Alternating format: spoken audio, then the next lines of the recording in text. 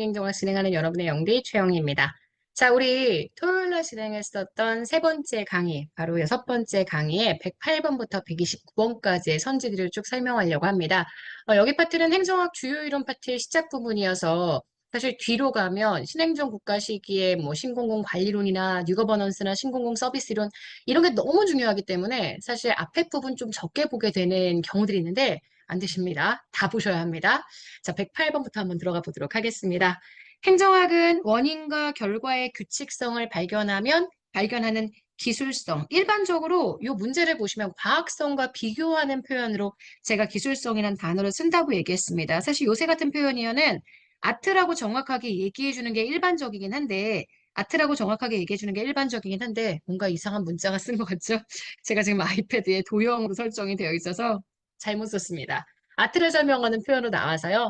행정학은 원인과 결과의 규칙성을 발견한다. 이거는 과학성이고요. 아트적인 성격을 강조하는 건 가치 지향적인 그러한 처방적 행정학에 대한 얘기이기 때문에 이 부분은 틀린 선지가 됩니다. 자, 109번. 잭슨주의, 잭슨 민주주의죠. 잭슨 민주주의는 역관주의로 대표됩니다. 행정의 탈정치, 정당 정치의 개입으로부터 자유로운 행정을 강조했던 건 윌슨이라는 학자가 강조했었던 행정개혁 운동의 내용이고요. 바로 이게 정치행정 이원론을 가져왔던 형태이기 때문에 잭슨주의랑은 연결되지 않습니다. 잭슨주의가 어려울 때는 항상 역관주의를 머릿속에 떠올리시면 돼요. 110번. 조금 어려운 문제였죠. 건국 직후의 미국 정치 체제가 행정의 효율성을 지향하는 해밀턴주의가 지배했다. 아시겠지만 미국 행정의 초기는 해, 제, 매, 잭, 해밀턴, 제퍼슨, 메디슨, 잭슨 이 순서가 맞기는 합니다. 근데 행정의 효율성을 지향하는 해밀턴주의가 모든 미국의 건국 직후의 정치 체계를 지배했다라고 이야기하는 건 안 됩니다. 이렇게 얘기할 수는 없습니다. 말씀드렸던 것처럼 남북전쟁이 발발했었던 이유도 결국 연방을 중심으로 둘 것이냐 아니면 자유주의를 중심으로 둘 것이냐 각각 주들의 자치를 인정할 것이냐 이런 것 때문에 나타났던 문제였기 때문에 지배했다라고 얘기하기는 좀 힘들 것 같아요. 111번입니다.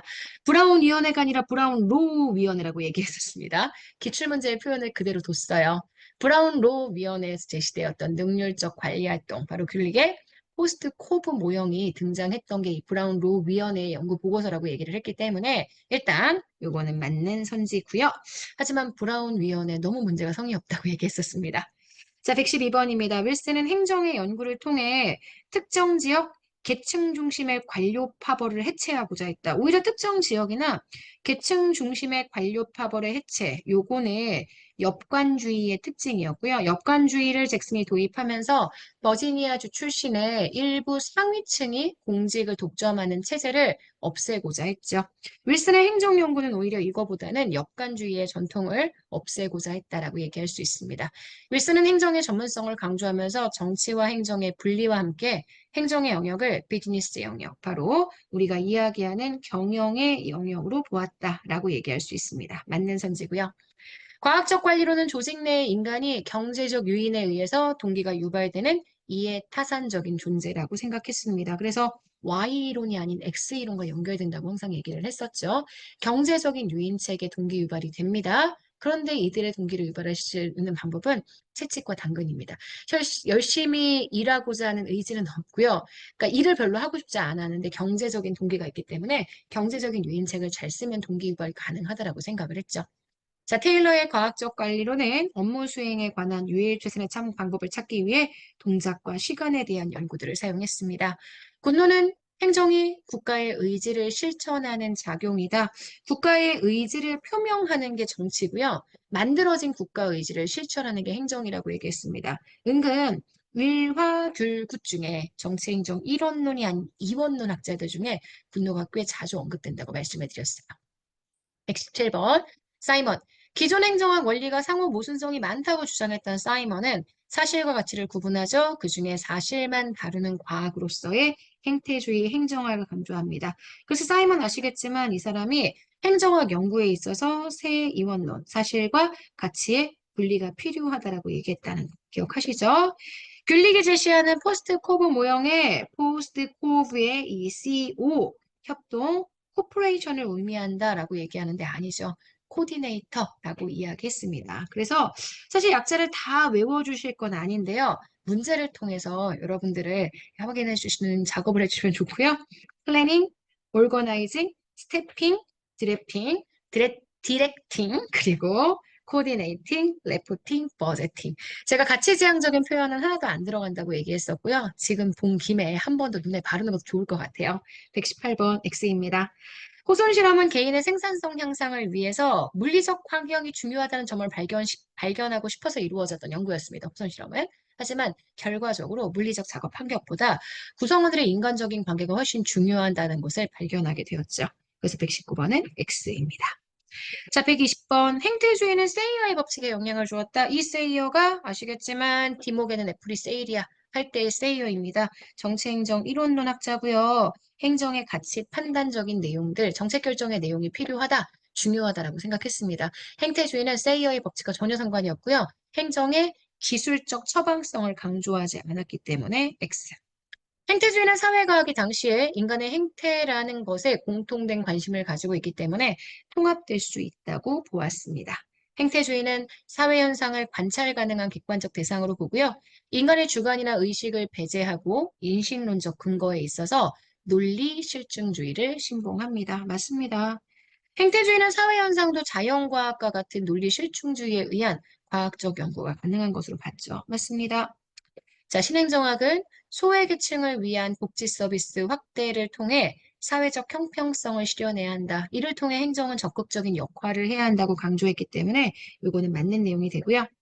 신행정학은 왈도, 마리니, 프레드릭슨 이들이 주도했었던 1968년 미노브룩 회의를 계기로 태동하게 되었죠. 신행정학은 뭐 아시겠지만 가치지향적인 행정 이런 것도 너무 중요합니다. 하지만 고객 중심의 행정, 그다음 탈관료제의 개혁들이 나타난다. 이것도 제가 꼭 같이 기억하시라고 말씀을 드렸어요. 신행정학은 행정학 연구에 있어서 현실 적합성, 실제 현실 문제를 해결하기 위한 적실성이 필요하다고 봤기 때문에 이거 맞는 선지고요. 128번 현상학적 연구가 바로 신행정학의 방법론이죠. 논리실증주의랑 약간 대비되는 느낌으로 현상학적 연구에 대한 내용을 보셔야 한다고 얘기했고요. 기존의 관찰이나 믿음에 영향을 받지 않기 위해서는 내가 가지고 있던 어떤 예전의 생각들 괄호 안에 묶어두고 현상학적으로 내가 나의 개인적인 기준에 의한 판단을 정지하는 게 중요하다. 실제 주관적인 의도를 파악하는 게 너무 중요하지만 나의 기존에 있던 편견 같은 것들이 개입되지 않아야 된다는 것도 중요하다고 얘기를 했습니다. 그래서 이건 맞는 선지예요. 정책 결정에 있어서 담론적 접근 아시겠지만 비판 행정학, 담론 이론 이런 것들도 이런 것들도 신행정학의 방법론에 해당한다고 얘기했죠.